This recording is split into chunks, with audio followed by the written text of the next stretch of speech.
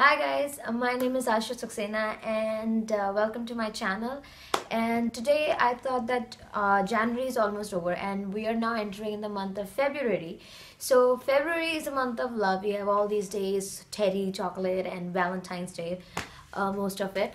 And so I thought that Valentine's Day is about love and the color of love is red. So I thought that I should do a look which is inspired by Valentine's Day, so and a red color in particular. So I have created this look as you can see, and if you like this video, don't forget. So comment down below and let me know who you are celebrating your Valentine's Day with. If it's your mom, your dad, your family, your brother, sister, your friends, your best friend, or a boyfriend, anyone. If you're celebrating Valentine's Day, let me know, because I'm single and I'm forever single, and I celebrate my Valentine's Day with my mother, my father, and my brother.